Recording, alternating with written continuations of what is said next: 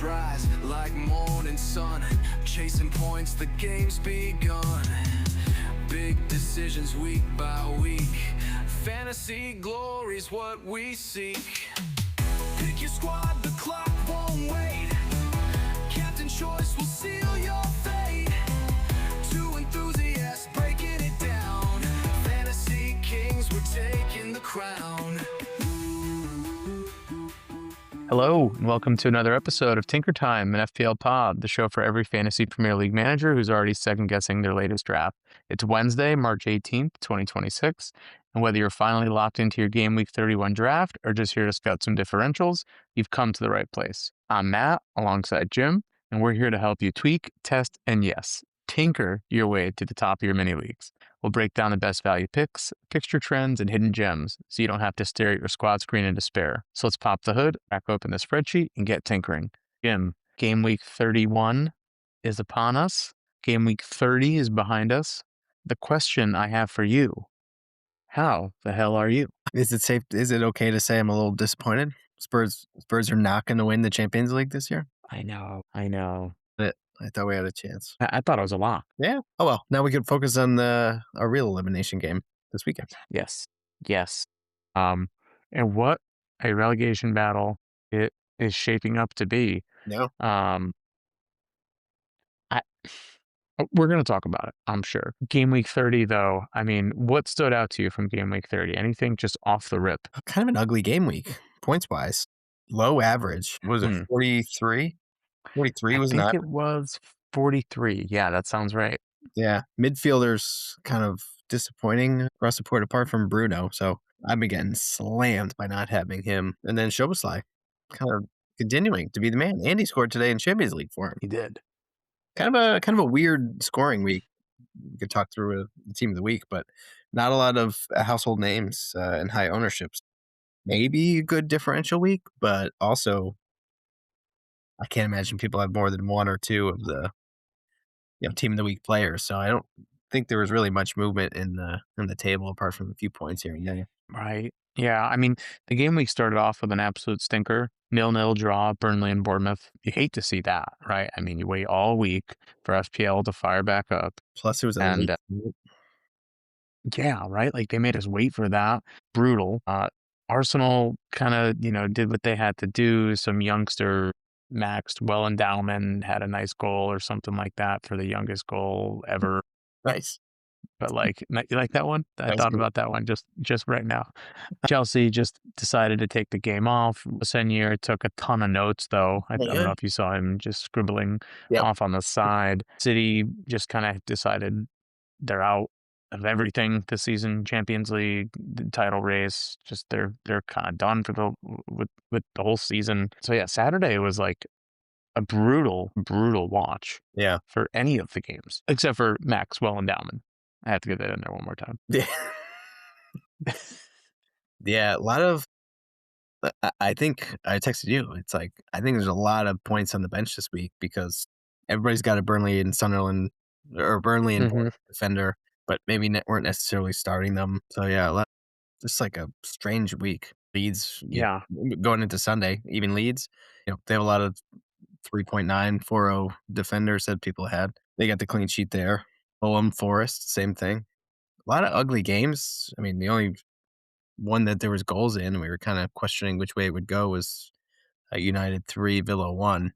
I mean, Bruno. I saw a graphic and I should have grabbed it.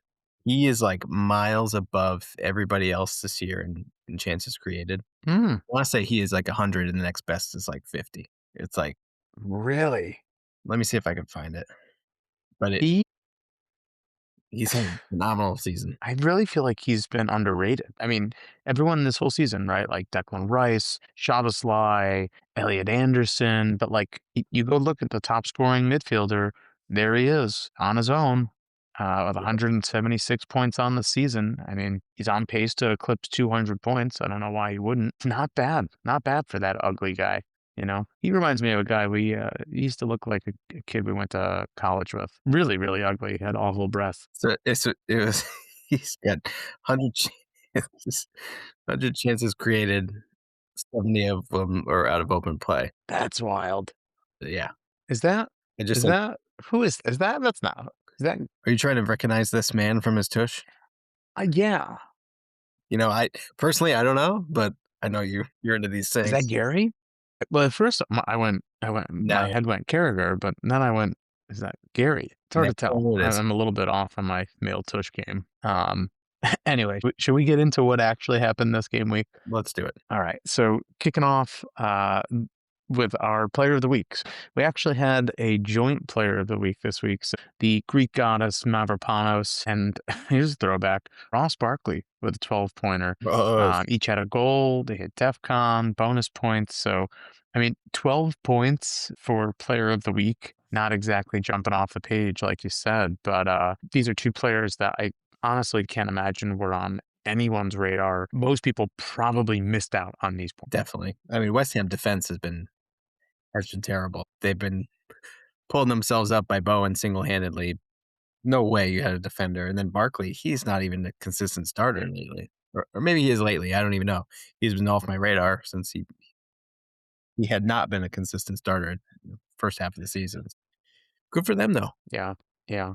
And I think we kind of alluded to it. Like the story of the week was really kind of the big floppy phallic teams out there, the Chelsea. I'm putting Liverpool and City in for flops too. I mean, these were games that we said City, this was a must-win game. They didn't win it. And Yeah. Liverpool, honestly, I mean, this was a chance just to step on the throat of Spurs, really just bury them and really make it an uphill battle. Spurs come away with a point, and honestly, they had chances. I mean, Allison had a few nice saves. There were a few times Richarlison hit the post. Spurs, they were not out of this game as much as I thought they'd be. Yeah.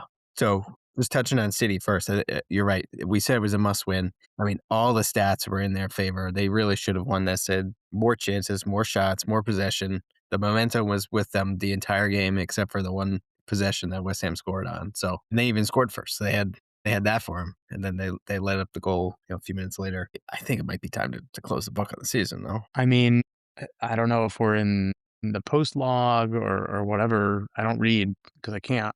But I mean, if there was a book open, it's on the what's at the end? The glossary, the table of table of contents is at the beginning. Blog. The appendix. What was the The last appendix. The Bible. Probably the whole thing. The front to back. weekly? Front to back. Weekly. Front to You ever back think of for changing sure. it up? Just a little variety? Hey, we're in the midst of the Easter Lenten season. I got to get ready to reprise my role as a Jesus Christ superstar. It's a tough job, but somebody has to bear that cross. Do you think the church should move Lent so it doesn't interfere with March Madness? Because I think that's kind of taken this center stage lately. Well, do I think the church should move Lent so it doesn't interfere with March Madness? The issue there is really that, yeah, it's in the way. 100%. Yeah.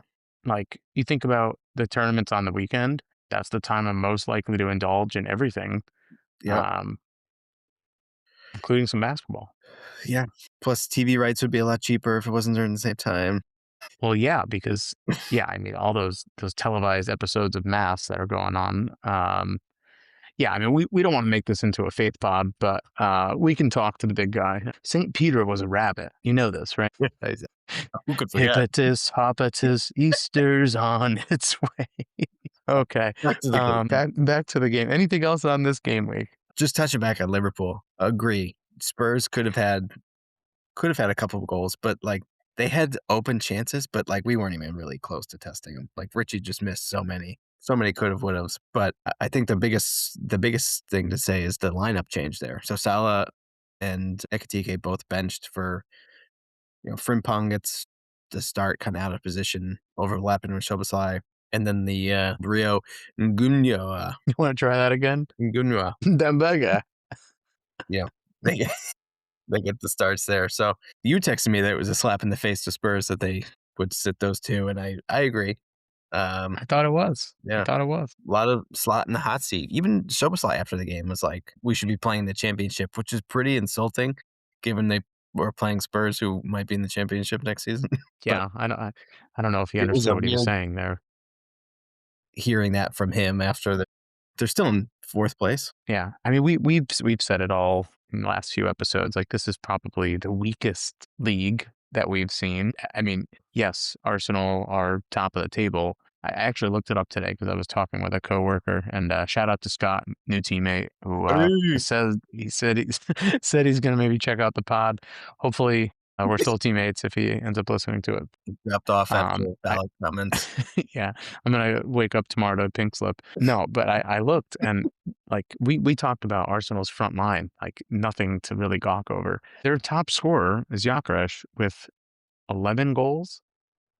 Like, I mean, not to compare the teams, but Spurs, the second place Spurs team was it 2015. I think Harry had like 30 goals. Deli and Son and Eriksson each had like 20 goals. Or sorry, not Eriksson, but Deli and Son had 20 goals apiece. Like that wasn't good enough to win the league. Like Yeah.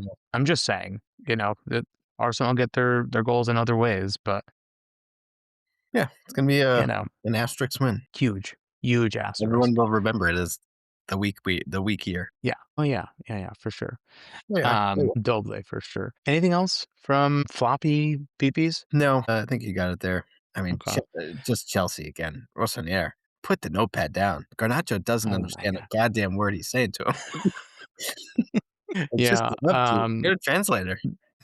The coaching carousel is insane that they've had going on there at Chelsea. I mean, we think Spurs have had a lot of managers in the last 6 or 7 seasons. I think Chelsea have had double, honestly, and they just got hit with a ruling. I think the other day they're going to have a transfer restriction. They can't sign any new first team players. They can't sign any academy players, and then like some fine, which is honestly like they've got 3 million players on their roster. They're going to be fine.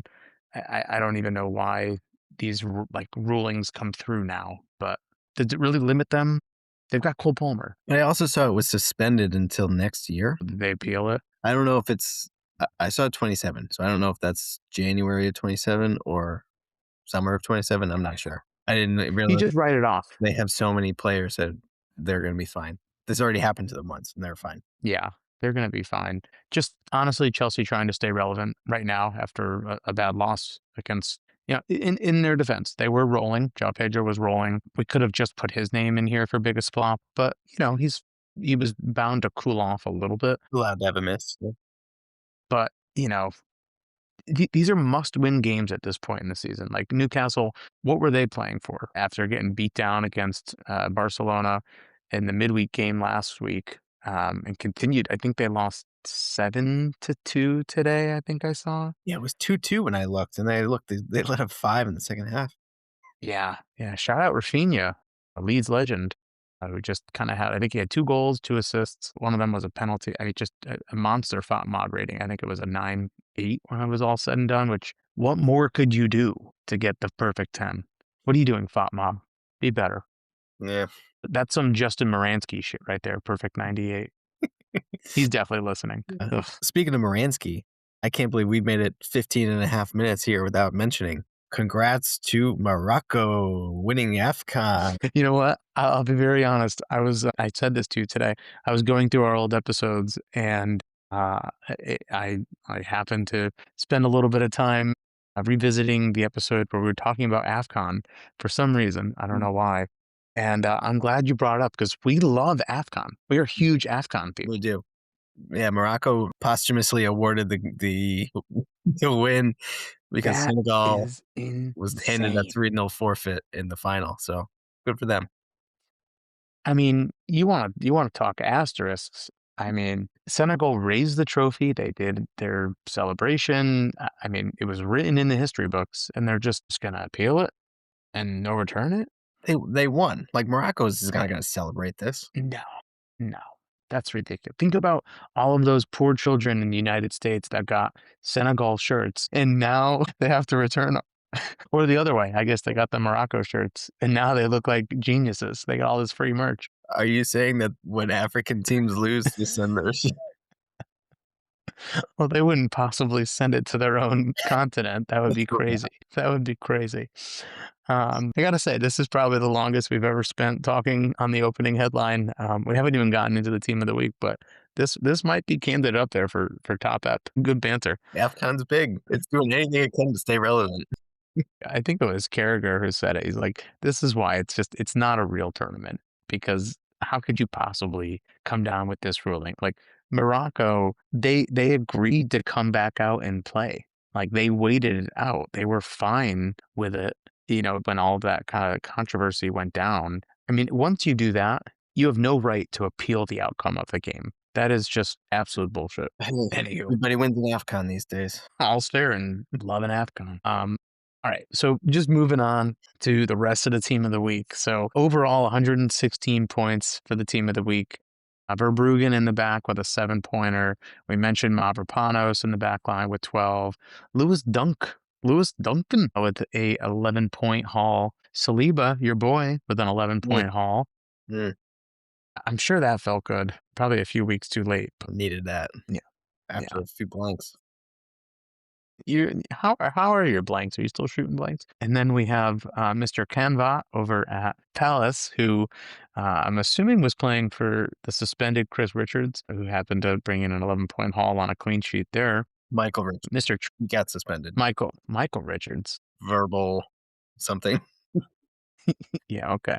Trufer over at Bournemouth with an 11-point haul. So a pretty consistent haul for a clean sheet and some bonus points in DEFCON across the defensive line. Our midfield here, so we mentioned Ross Perot Barkley with a 12-pointer.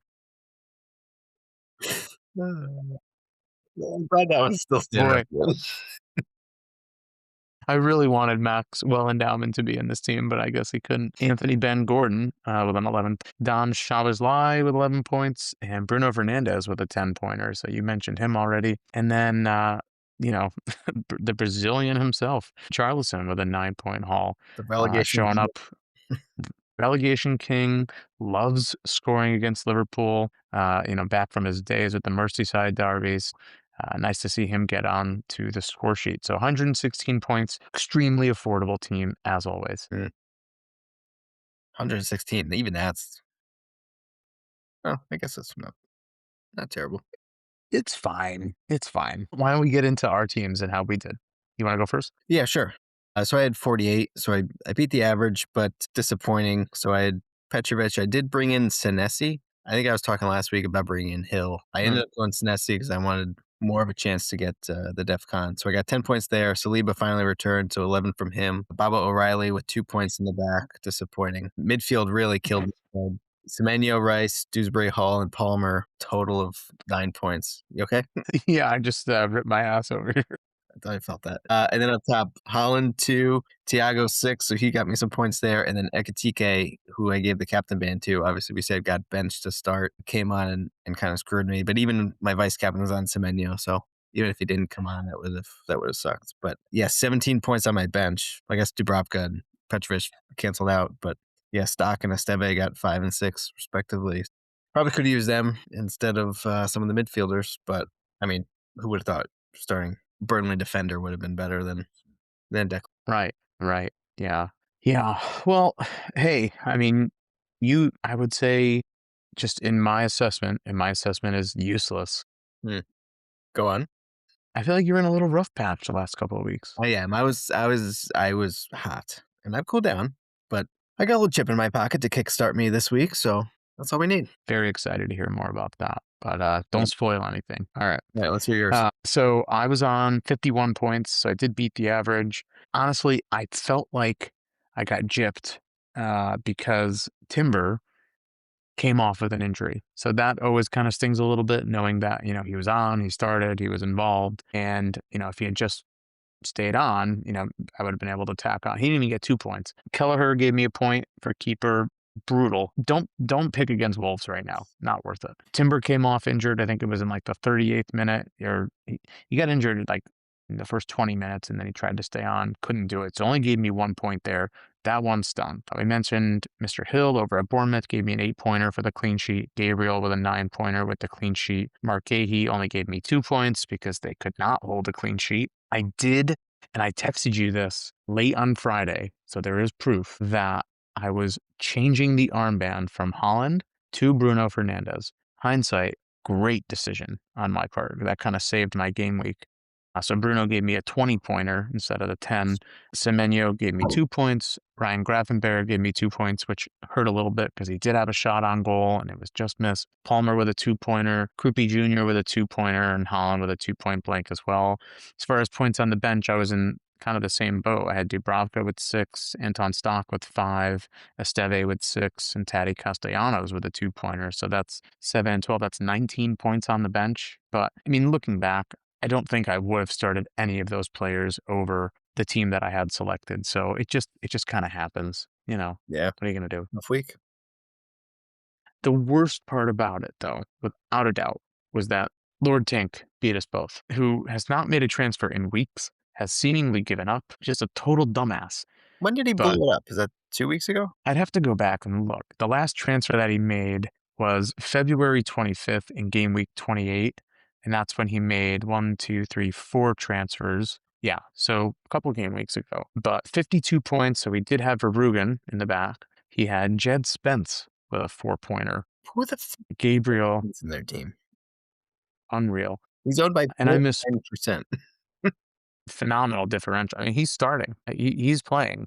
Udogi came on today in Champions League for a few minutes. Poro was out there too, but It's I mean, supposed to Jed get is clean just, sheet. Like, what is he doing? he's a menace though. He's going to get that DEF CON. I'd be curious to see how many times Jed has hit DEF CON in games which he's started. So I just feel like when he's out there, he's very active and he's very involved. I wouldn't be surprised if he's Looking at getting his DEF points CON. now, not great. We haven't won a game since week 18, which was We haven't won a game all 2026. Yeah, brutal. But rounding out, so I misspoke. Chris Richards with a 10-pointer. So I don't know who this Canvit guy is. Never heard of him in my life. Steve Gahey's replacement? Who knows? Who cares? Dango Unchained with an 8-pointer. Harry Wilson, who did end up playing with 3 points. Ryan Cherky, blast from the pass with a 1-pointer. Florian Wirtz, who did come back from the week off prior with 3 points. Morgan Rogers with 2. Ekatike with 1. And Holland with 4 points, who he gave the armband to. His bench was actually pretty barren. Only had Dubravka and your boy Raul Jimenez with a 2-point blank on the bench as well. So 52 points for Lord Tink with no transfers made. Beat the average, beat both you and I. But really, I mean, he beat us, and the Timber pick, that was an injury. It's kind of how I feel about that. Thoughts, reactions? he'll trip up again. Sorry, I was Hmm. looking at Palace's team to try and figure out who's he's in for. It looks like he's been starting. I don't know. Oh, wait, is LaCroix injured? No, LaCroix is starting center back, but Kenvo has been starting in the back three with Richards since Gahey left, it looks like. So maybe he was Gahey's replacement. Interesting. Definitely not on my radar. Yeah, I mean, he's been the last 5 games, he's played 6 games. Maybe you're 7 games. maybe you're alluding. Oh boy, 7. what nationality is he? He's Got to be offensive. Francois, right? Why do you think that? Well, kind of. Oh, it sounds Jadir. like a nice. Yeah, okay. Um, just taking a look at the table here.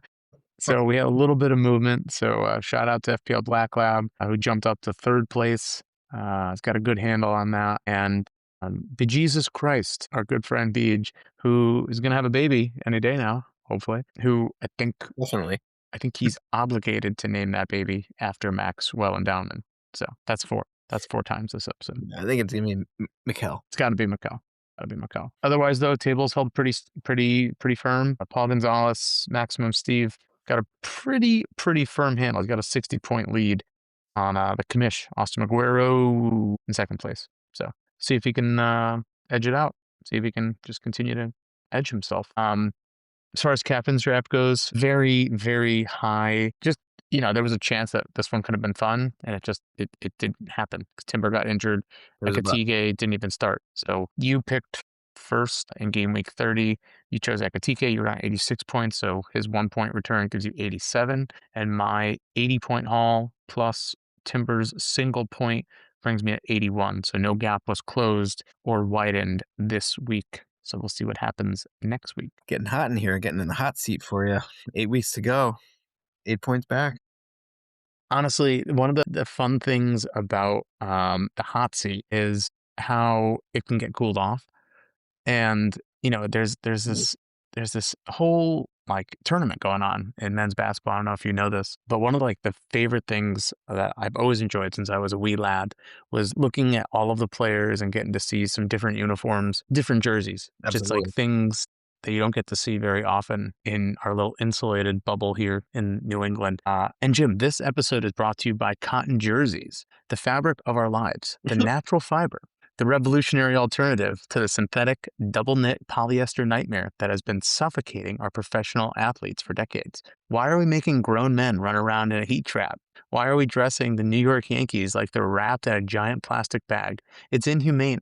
It's a sweat fest. You've got center fielders out there who are 5 degrees away from heat stroke because their uniforms don't have the breathability of a simple, honest cotton. That was the vision, anyway. The dream of a man, an assistant to the general manager, a man of style and substance, who realized that if you're comfortable, you play better. Look at the pinstripes, he said. Feel the softness. It's cotton. It breathes. And for one glorious inning, it was a masterpiece. They were cool. They were dry. They were the most comfortable team in the American League. And then they washed them because nobody told the clubhouse manager about the shrinkage. Suddenly, you don't have a baseball team. You have a group of very frustrated men wearing midriff barring crop tops. You've got Mattingly trying to hit a home run in a jersey that's 3 sizes too small. You've got pinstripes that are screaming for mercy. It's a bodysuit situation, people. They can't slide. They can't throw. They're basically mummified in high-quality Egyptian cotton. So if you want to be cool, but you also want to be able to lift your arms above your head, maybe stick to the polyblend. Visit 5degreescooler.com and use code TINKER for 10% off a jersey that you should definitely, under no circumstances, put in the dryer. That's 5degreescooler.com, code TINKER. Cotton jerseys. It's a natural fiber until it hits the hot cycle. And back to the pod. I'm a big cotton guy. I'm so proud that they sponsor us. Why don't you tell the viewers right now, for those that are audio only, what kind of fabric your boxers that you're wearing right now? At one point they were cotton. Now they're mostly held together by dust and. Interesting. What about you? I know you're a big guy.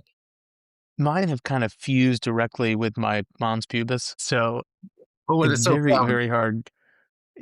It's very hard to distinguish where yes. the boxers start and where the skin ends. But I mean, before we turn the page, this trouser talk.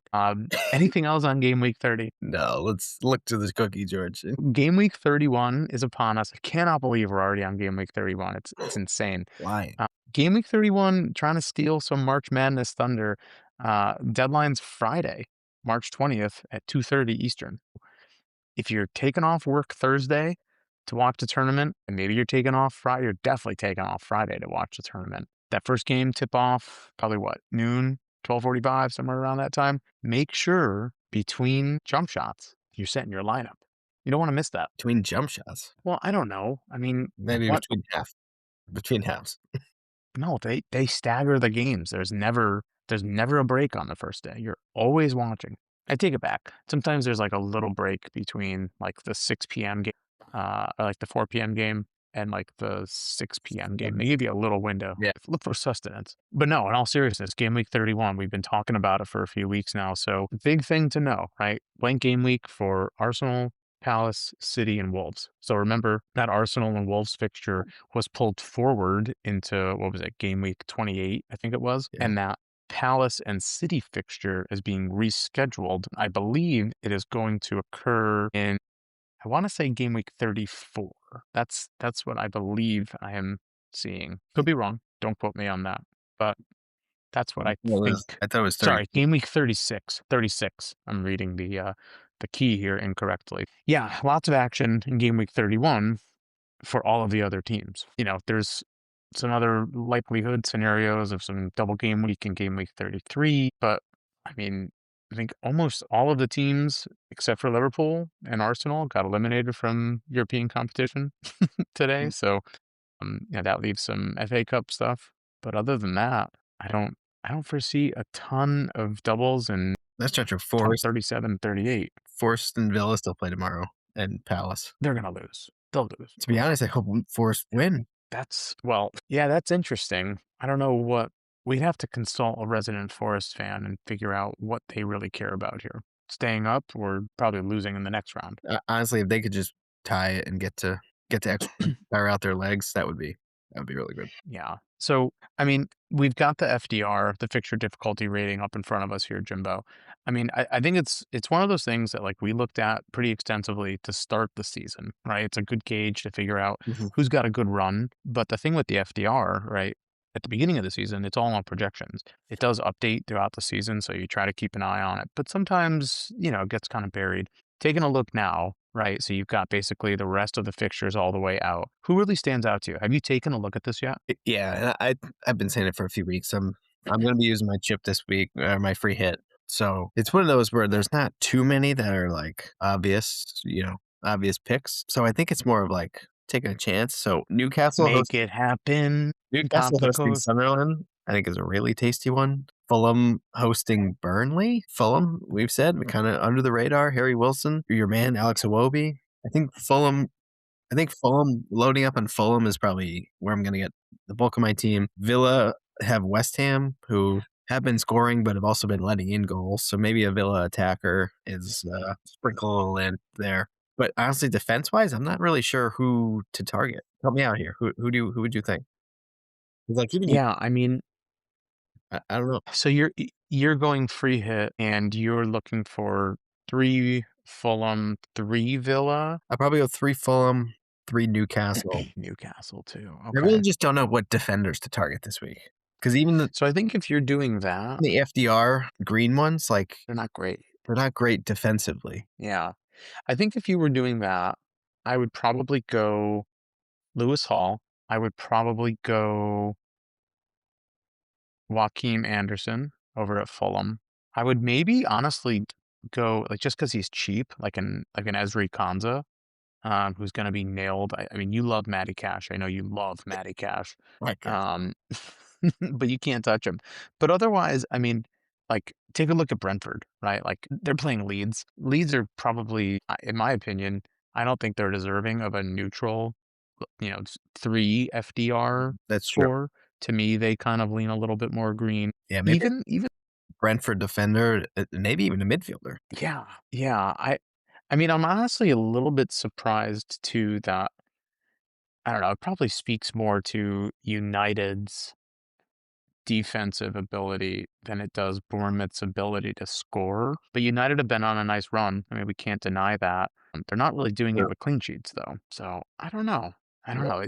This is kind of the reason why if you're not free hitting this week, I could kind of understand it. If you're doing it because you've got 3 Arsenal, 3 City players, maybe you've got a couple Palace defenders, or you've got, a defender in Ismail Yassar, maybe you have Strand Larson in there. I doubt anybody has a lot of Wolves assets, then sure, right? If you need to make up the coverage, I could understand it. But I could just as easily understand, trying to navigate maybe with 10 players this week if you can figure that out. Use some of those transfers that you've banked up over the last few game weeks. Because I think if you look even just as far as game week 33, right, some you're gonna see some doubles. They're not gonna necessarily be extremely attractive doubles, Yeah.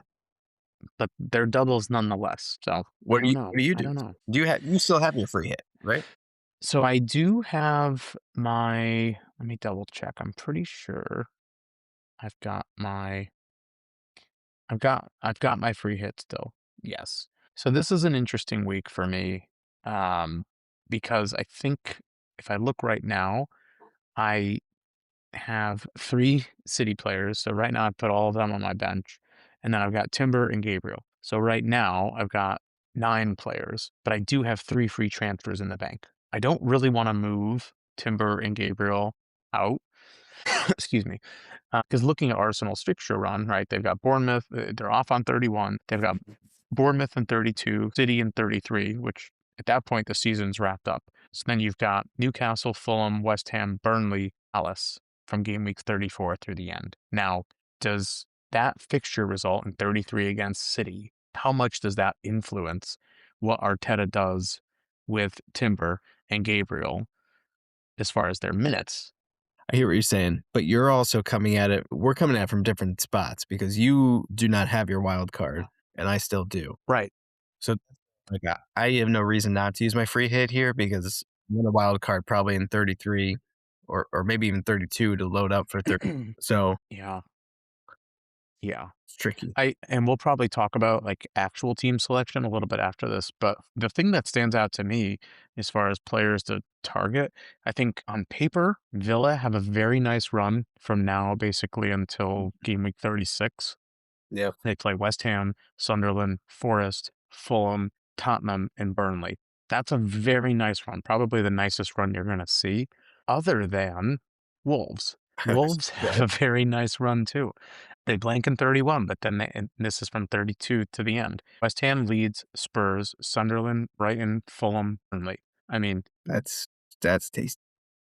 that's the entire bottom of the table in Burnley, West Ham, Leeds, Spurs. I I mean, mean, definitely if you're West Ham, if you're wild carding, I mean, it's probably no brainer to at least get one Wolves asset in there. would you go Jose Sa? No, no, Okay. You were very quick with that, they can't keep a clean. They started I scoring guess. after they sold their striker, but somehow, but they still can't keep a clean sheet. That's true. That's true. That's true. Yeah, It's, it's tricky. I guess to ask the obvious, should we just bring in Salah? Well, that's a really tough question.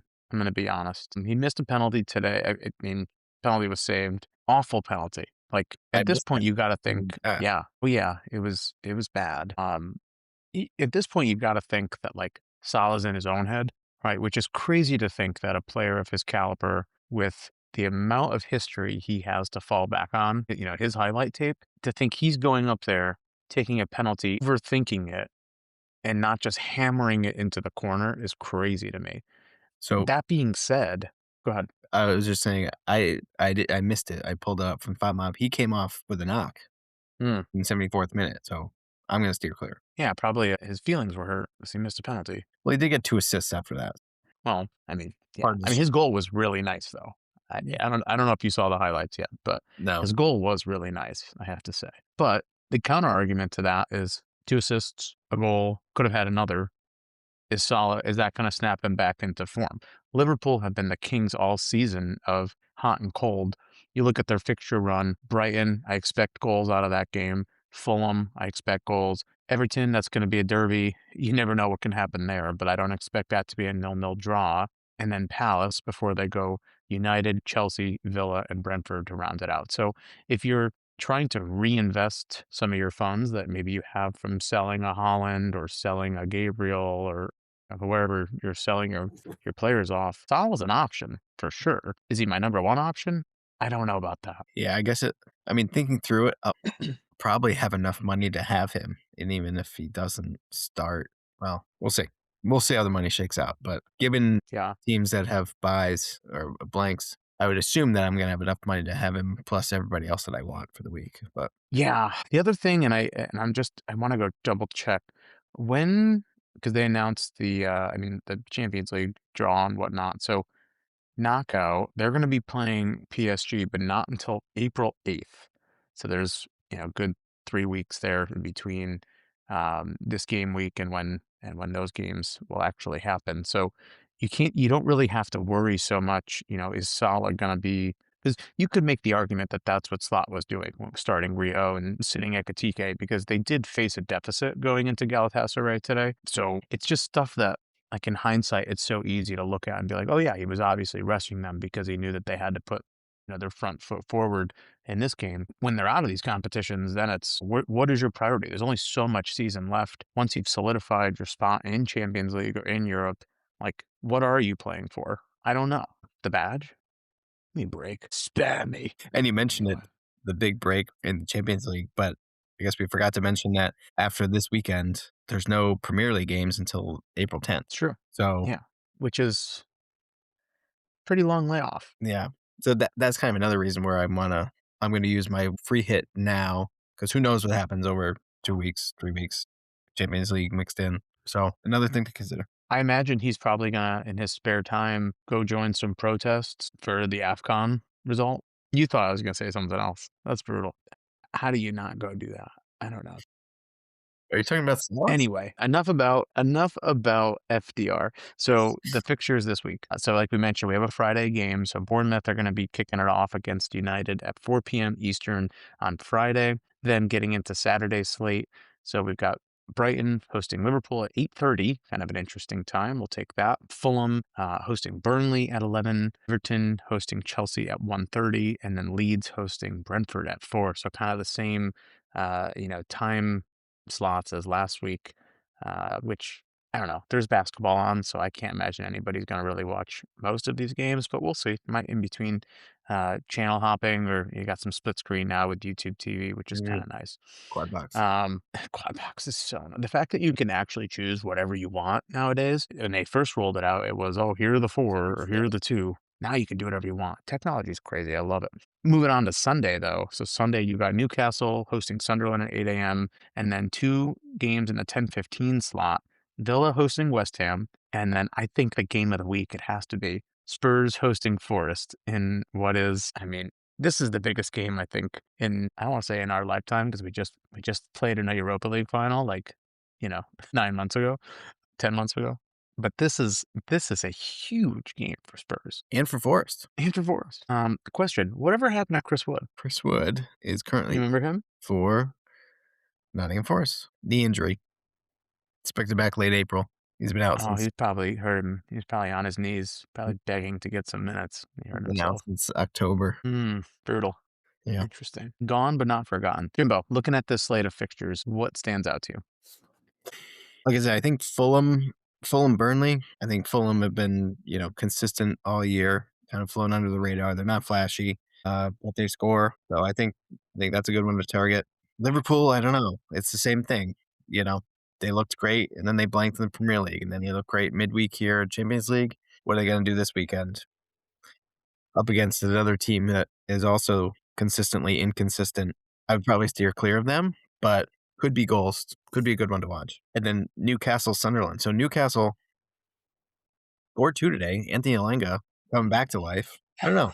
Do they have anything left in the chamber? That's a derby up there. It is a derby, and if you remember, I think it was a 1-0 win for Sunderland in the reverse fixture on an own goal in, like, very late, I think it was, or it was either very late or very early on in the game, I can't remember, but that's a big one there. I think Yeah. that's the fixture where they write, like, Sunderland versus the other team. They hate Newcastle so much, they won't even write their name on the scoreboard, so interested to see if the Saudi-backed Newcastle are as kind Yeah. to Sunderland. Love Yeah, the Black Cast. probably just spray him with oil. All right, interesting. So we wanted to kind of be a little bit on brand this week with this episode, it being March Madness. You love basketball. I know it's like your favorite sport. Other than, what is your favorite sport again? Reading. Hmm. I thought your favorite sport was sitting at the mall with sunglasses on and watching. Nope, never mind. Anyway, so we wanted to, we love AI here, right? So we wanted to see what AI would give us as far as, pretend that for this game week 31, pretend that FPL is participating in March Madness and give us your take on this week and kind of frame it within some of the familiar March Madness terminology. So I want to go through kind of what AI gave us. So the first thing, right? The number one seeds. These are the blue bloods. What do you think of when you hear blue bloods? I'm curious. That show with Tom Selleck and That's Donnie exactly Wahlberg. what it is. Um, yeah. So basically, right, like, what they're trying to say here, these are the heavy favorites that would carry your bracket this week, right? So these are your chalk picks, or, your blue bloods, or really just kind of those household names that just seem to really bring it home. So what it hit on, and is kind of funny you said it, was the Egyptian god himself, Mo Salah. So, away at Brighton, he's kind of like the Duke or the Kansas of FPL, if you follow any of those schools. Even in a tough road game, you don't really want to bet against him. A couple of other honorable mentions. They had Cole Palmer, so he's away at Everton. He's been, another player that when he's healthy, he's had some really good returns as of late. He's also had a few blanks. And then the ugliest man on the pitch, Bruno Fernandes, away at Bournemouth. He is just that guy. He plays every minute. You saw the chances created. We talked about that. He's taking every penalty. He's involved in every goal. What do you think out of these three players, Salah, Palmer, and Bruno? Who is your overall number one seed for the week? Probably Salah, even with his coming off injured there, or with a knock. I'm assuming that's just because they're already up in a comfortable lead. I think he's going to take it personally. He got benched last week, and I think Liverpool are going to buckle down and really fight for the end here. I think Slot's still in the hot seat, even though they're having a pretty good season. But yeah, I'm going to go Salah. Palmer away at Okay. Everton. Not a tough, not an easy place to go. Everton have been frisky, and then Bruno, I just don't like Yeah. to match up against Bournemouth, but maybe that's because I just brought in a Bournemouth defender and I'm rooting against him. Yeah. Yeah, I think I'm the opposite. I think I would flip that. I think I like Bruno as the number one option. I said it last week. Like it just feels like if there are goals to be had by United, which I do think there will be in this game, Mm. he's involved in some way, shape, or form. That's really true. I mean, you brought up his attacking opportunities, that image. Folks, that was not scripted. I did not know Jim was going to do that. He kind of made my point for me. That's great. Palmer, this is a tough one for me because I think it was episode 1 or 2. I was on record. I said Palmer is going to have a breakout season. He's going to hit 300 points. I still want that to happen. It's not going to happen, but I think you Imagine want if it did. Palmer. Can you imagine? Imagine not having him in your squad if he did it. Oh my What a God. run that would be. I just think that, like you said, Everton away is not an easy fixture by any means. I almost would argue that if there was a Chelsea player to be had this week, it would be João Pedro. It wouldn't be Palmer, but I know João Pedro kind of had his little slip up. He came back to reality last week, but he has been the Chelsea player that's been in the best form, the most consistent form over the last 7 or 8 game weeks, more so than Palmer. So, yeah, yeah. Palmer's been more And freaky. boomer bust. The Yeah, he loves to bust. He's a big buster. And the reason I put Salah last is I'm burned by Salah. I kept him in my squad when everyone told me to sell him, and that's really what caused me to just stumble in the table early on in the season. So, as much as we try, we just can't get away from the emotional part of FPL, can we? no, they just pull at our heartstrings. All right. So, that was the blue blood section. The next topic were the Cinderellas. Now, Jim, for those that don't know, you are like Cinderella because you also live in a pumpkin. I'm a big Yeah, you love pumpkin, you love fall. butternut, acorn, delicata. You're a big gourd. So the thing with this week, right, like we mentioned it, a lot of managers only have like 7 to 9 players, depending on how heavy you were with City and Arsenal, even Palace assets. So like having some differentials this week can really move you up a lot of spots in your rankings. So these are kind of those players that, they're your mid-major hero. They're those double-digit seeds that you're trying to back to kind of make your bracket a little bit stronger. So players that they've identified, Harry Wilson. So he's not a differential because he's owned by 23%, but he really has been, they're playing Burnley, the worst defense in the league. He's the main major player that everyone's looking. You've already mentioned him a couple times. Anthony Gordon over at Newcastle, only owned by 4.4%. So we saw his ownership drop. They're hosting Sunderland in a derby, like you said. He's actually playing out of position as a striker. Voltemade is just like falling off. Mhm. Vissa sucks, overpay. He's that explosive freshman who could put up 30 points or like 15 FPL points in a single game. He's been in great form in Champions League too. He's been scoring goals left and right. And then the last player, and I think you actually mentioned him, Dango Watara over at Brentford, only owned by 3.7%, facing Leeds. Brentford, they've got a pretty favorable fixture run over the next few rounds. He's a player that when Lord Tinkerton brought him in a few weeks ago, we kind of scoffed at it, but he's had a few returns. I think he had an assist last week too. So what do you think? Rank these 3. I think I mentioned all 3 of these. Yeah, you're a wizard. Yeah. Speaking of wizards, I'd probably go Harry first. I haven't had him all season, but I think I gotta make the smart play, bring him in, and then I'd probably go Batara second. So I think having some Brentford coverage at this point is probably a necessity. They just consistently score, and Mm. the Lewis Potters of the world are getting more points than everybody I have. So I'd probably bring him in, and then Gordon third, just because I don't know. They've been inconsistent also. They were hot when Voltemade came in and he was hot, but then he just flipped the switch, and then since then it seems like they've been struggling across the board. I mean, they're not the defense that they were in previous seasons, and they're just not scoring as much. You think Baltimore is hot? He was. And then he slept with your best friend anyway. No, here's my issue. you know, You know I what think he's it depends. referring to. I don't know, probably Stilinski. Listen, I think it depends on what your strategy is. If you're looking for a 1 week strategy like you, I think Harry Wilson makes a lot of sense. If you're not, I get a little nervous because Fulham have Burnley, but then right after that they have Yep. Liverpool, Brentford, Villa, Arsenal, Bournemouth before it gets a little easier against Wolves in game week 37. Yes, he's been doing it all season. That fixture run doesn't necessarily scream pick me. So I I don't mean, know, but I think overall, like I'm aligned with you, I think, as far as the ranking. if we're looking for the season, for the run out, would you go Watara first? I think I would. I think I Yeah, would too. I think I would. Yeah. And you just hope that, like, it's obviously high risk, but it's really high reward if he's hitting. Yeah. So, I like it. all right, moving on here. So we get into the bracket busters or the traps. So these are the players that look like safe bets, but they could be, potentially the result of an early exit in your rank. You can see it tumble down the table. So this is like, your classic 12, the team just goes cold shooting. I think what they've got here, they've got Liverpool defense. So they're saying that, Brighton's going to be a high scoring matchup. You're relying on a clean sheet from Van Dijk, but if, you know, Brighton score a goal quick, that could really just put an end to that very quickly. And then Raul Jimenez, which is an interesting one here. So he's been pretty good value for when he's been playing, but Rodrigo Muniz has returned from injury at this point. Raul's minutes are a little bit more at risk. He might get benched for kind of that spark plug sub. So overall, these two traps, I mean, which one are you more worried about? Probably Jimenez. I mean, how many goals does he have this year? Like 6?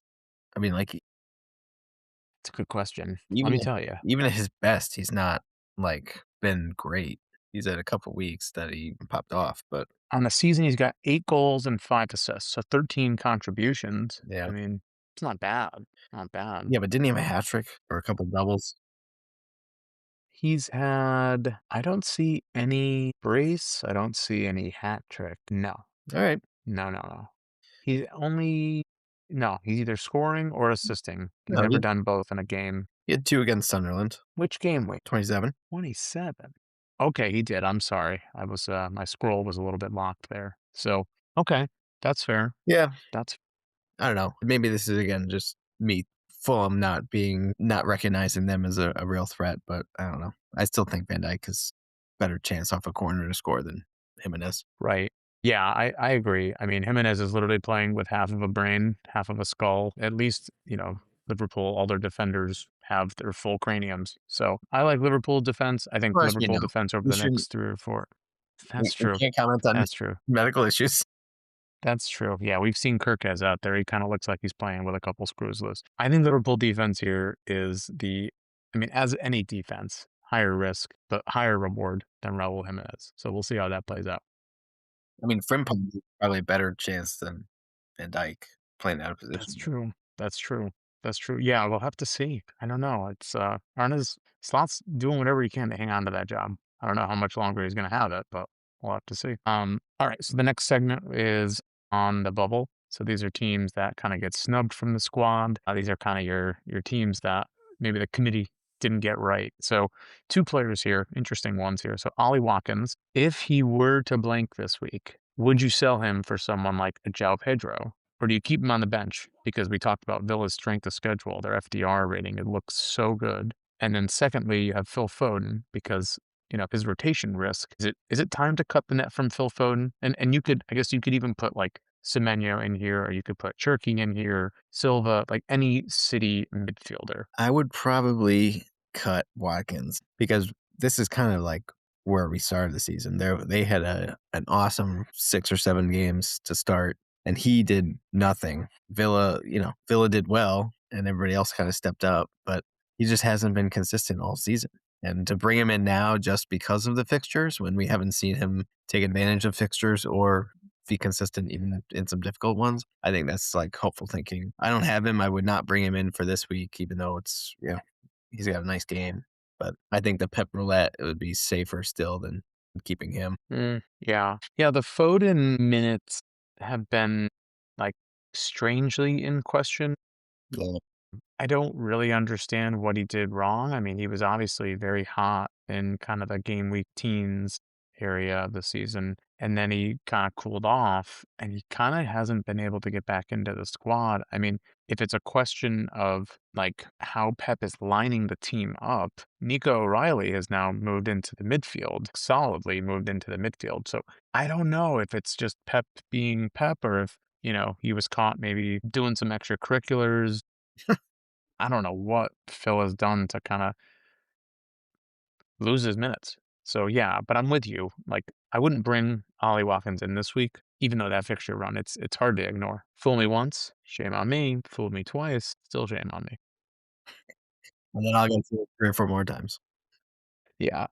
All right, and then I think this will we'll end this March Madness segment nicely here. So captaincy picks. So we got 4 players that we've kind of talked about here: Harry Wilson, Bruno Fernandez, Anthony Gordon, and Cole Palmer. Out of these 4, give me a 1 through 4 as far as how you would rank these players in terms of captaincy potential. Meaning it I have all 4 of these in my team, and I get to captain one of them? Okay.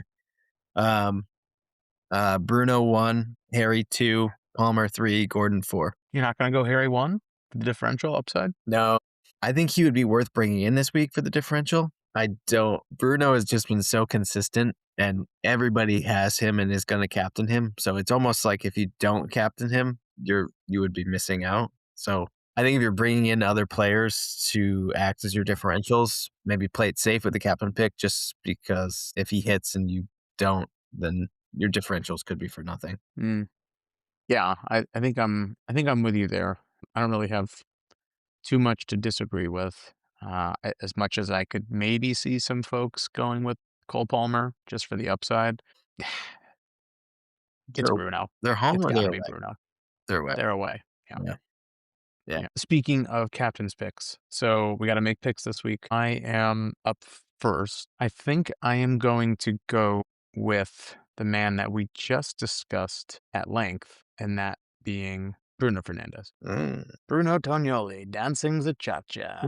Who you going with? I will be Len Goodman picking Mo Salah. He's dead. Is he really? I think he died. Yeah. No. I think they cremated him and they melted his body into the dance floor. So now every time someone's dancing, they're just stepping on him. Is that what that song is about? Is it Murder on the Dance Floor? That's a great song. It's a murder on the dance Except for that floor. scene at the end when he's like, drinking the stuff out of the tub. Did you ever see the movie? I have no idea what movie. I thought that was a song. It's from a movie starring Barry Cogan. I'm not saying it right. He used to date Sabrina Carpenter. But yeah. That He's hideous. Saltburn. Salt. Yes. I've heard it was Saltworm. probably from you. It was really bad. It was really bad. All right, so locking that in. You got Mo, I got Bruno. Awesome. Knocking those All right, lyrics. we're almost at the end here. Oh, what's up? I just told Len to lock in those lyrics. That's a different one. All right. I mean, we kind of hit, I think, on all these burning questions. Chip strategy, rest of the way. You mentioned you're going to go bench free hit this week. You're probably looking at a wild card in 32 or 33, and then probably a bench boost, I imagine, for the double in 33. That's Yeah. what I would think.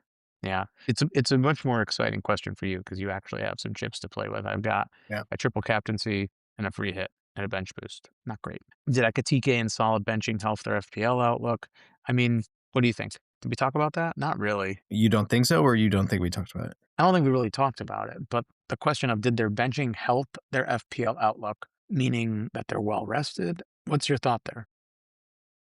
That's not my thought. The listener submitted the question. No, I mean, what I are think your the thoughts listener was in response? questioning that because they got benched and they almost lost to Spurs, who are terrible. Is that going to like shock the system and say, okay, we can't be benching our 2 best players? Well, 2 of our 3 best players, 2 of our 4 best players for the rest of the season here. I think, Yeah, like, what's Gakpo done better than Ekatike? He's been more consistent, but he hasn't been as explosive. he's Dutch. That's why Slot likes him more. Yeah. He's the Flying Dutchman. Yeah. Well, I think it is going to help him, especially after they both scored in the midweek game. But It just drives me nuts. Like these guys are just professional athletes and they can't play a game 3 days apart, a full 90 minutes. Talking about 90 minutes. Do you know what? For 45 minutes tonight, I wrestled my daughter on the carpet. That was exhausting, but she fell asleep instantly. So it was all worth it. that's good. That's good. And shout out to my daughter. She turned 4 in about 23 minutes. That's awesome. 4 years ago, I witnessed the miracle of childbirth. And then you realized you're in the wrong room and you walk next door and you saw your daughter being born. Yeah, it was, you never forget it. This last question here, though, that we see, are we counting Leeds out of the relegation battle too soon? I think that's a good question. What do you think? That's a good question. What do you think? Well, if we take a look at the table right now, so Leeds have, let's make sure we've got this right. They're on So Leeds 32. right now, they're on 32 points with a -11 differential. 2 points ahead of Spurs, 3 points ahead of Forest and West Ham, who are tied on points, but Forest are clear based on goal differential. So are they out of it yet? No. Just mathematically, I think Leeds are not out of the relegation battle, especially looking at that goal differential, because you assume if they're dropping points, then that differential is just going to go down. And if Right. Forest and West Ham are gaining points, that means that differential is going the other way, right? So, but that being said, who do Leeds really have the rest of the way out? Do they really control their own destiny? I think they do, because they play Wolves, Burnley, and West Ham the rest of the way. So And Leeds are Spurs. really in a position, and Spurs, that's right. So They play Leeds are really in a West Ham on the position final day. that could be a thriller. It really could be. But I mean, just to purely answer the question, are they out of the battle? No, they're in it. But I think they really control their destiny even more so than Spurs, Forest, West Ham do, just purely looking at, where they sit today and who they have to play. I don't know. What do you think? I think they should have. I think we should group them in with those 4 teams because West Ham and Forest win this weekend. Well, they're I guess it's maybe not this weekend because Forest and Spurs play each other, but they're 3 points relegation. So when you put it that way, it doesn't matter who they have. There's 8 games left, Well, they're 3 points and 4 goals, which is not nothing but goal differential doesn't matter really if the points are if the already points there. are there, Right. right? West Ham Right. score, Yeah. West Ham win, they're tied. West Ham win, draw another game, and Leeds lose, then they're up 1. Differential doesn't matter. That's So true.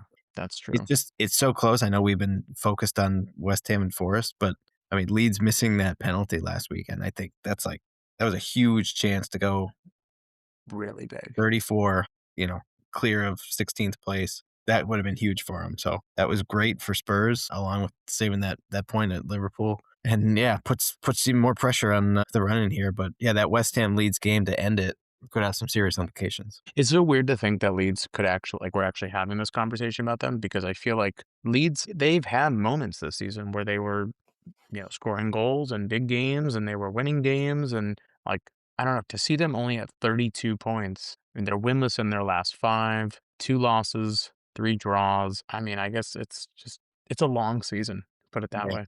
Yeah. Interesting. All right. Before we get into, I think your moves, let me just quickly hit on mine, because I don't have as many moves to make. So Lord Tinkerton, spoiler, has again chosen not to make any moves, which is crazy because he only has 7 players. So hopefully we win this week, He but steals all of his chips. I don't, all of them. Yeah. Yeah. Every single one. Every single one. I don't know. Maybe something will change in the algorithm and he'll change his mind. But I mean, I'm not really in the business of trying to force him to make changes. So moving over to my squad. So, like I mentioned, I'm going to try to stash as many players on the bench that I can. But I think I'm ready to pull the trigger and sell Holland. I think it's time, and I'll tell you what I'm thinking about doing. I'm thinking about selling Holland. I'm thinking about selling my entire front line. So moving Holland, Krupi Jr., and Taddy out and bringing in Tiago for Charlison. Whoa. And then I haven't landed on who my third forward would be, because I have plenty of money. My initial thought was to bring in Ollie Watkins just as like a pure differential, try to line up for that fixture run. The alternative would be don't sell Krupi Jr. or don't sell Taddy, and instead sell somebody like a Timber and bring in like an Ezri Konza, right? So try to get into Villa's defense for their run of fixtures. But that's what my initial tinker has gotten me to.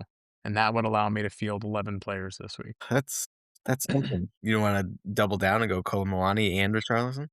I think, well, no, I don't think Kolomouani plays the Premier League games. I think Richarlison does. I mean, Richie hasn't looked bad. I mean, he did save us last week against Liverpool, and he had a few other chances. He had so many chances, but none of them looked all that threatening. Yeah, I don't know. yeah. Could be a fun one, though. I like it. I got to make some moves, baby. Yeah, have some fun with it. All right, so your free hit, you kind of talked about it a little bit, but let's hear it a little more concrete. Have you put some actual time into real players or just teams? that you're targeting? I put some time in. Just getting back to it here. So off the bat, I'm going to drop Holland to João Pedro. And I don't know who I'm going to play, but here's who's in my squad at the moment. Senesi, Esteve, Van de Ven, Frimpong, Dina, who I think was a mistake. I wanted to get Konza in there. Bruno, Gordon, Watara, Palmer, Wilson. Then up top is Pedro, Ekatike, and Thiago. So That's your free hit team. That's my free hit team. Obviously, I can't play all of those, so I'd have to go through and see who I wanted. But I mean, I could do that team, and I still have 3.6 left over. So I could bump up my defenders. I could bump up Van de Ven and Esteve to somebody else. So really, it's gonna be who I. Isn't Van de Ven suspended, or is he served that already? No, it was only one game. Okay, that's right, because it was a second yellow. No, because it wasn't violent. It was a goal scoring. Oh, that's right. He was polite about it. That's right. Yes. Okay. Really, the question is not gonna be who can I afford. I could afford everybody because unless I want to bring in Salah, but I don't know if I want to with him being fly. Well, and you'll have even more money if you go Dina to Konza, I imagine. No, Dina's only 4.5. Isn't Konza only 4? That's only Okay, money bags. That's not gonna get up to 14 for me. Oh, He's fair. 4. You're right. Thanks. Yeah, I guess I could go Palmer to Salah. I could do that. So realistically, start Senesi, Frimpong, Konza, Bruno, Gordon, Dango, Salah, Wilson, Ekatike. Have you already hit the free hit button? No, not yet. Maybe do that just in case. I could do that and then continue to do transfers. Correct. I'm just gonna do that. I mean, I'm excited for you. I feel like free hits always just a lot of fun. And I do feel like most of the time when you try to do a free hit, it usually works out. I know this time in the beginning of the season when we did ours against Arsenal and Sunderland, it didn't work out. But I feel like historically, free hits have usually been pretty advantageous. I feel like you're going to be in good shape. Thanks. No problem. What else you got to say about your team? Anything? No, I really could use a big week here, but Huge. at the end of the day, it's just about fun.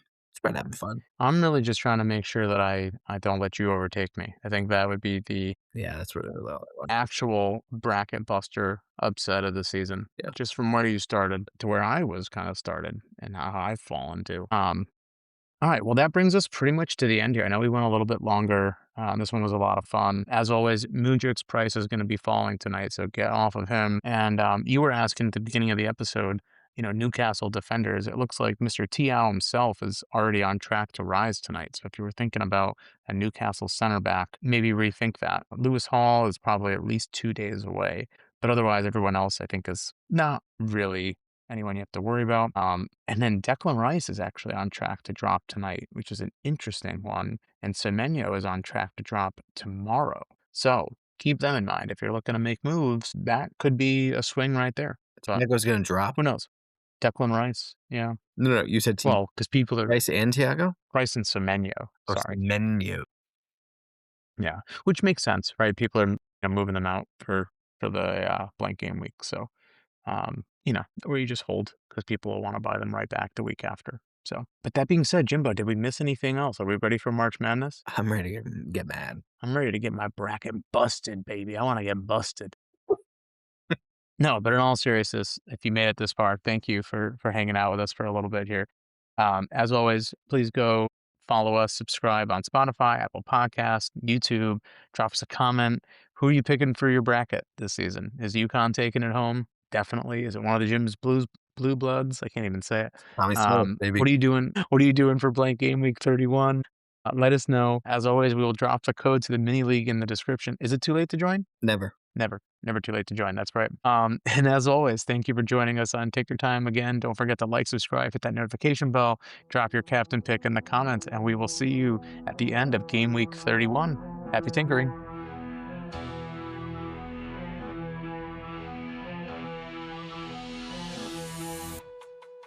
Draft dreams rise like morning sun, chasing points, the game's begun.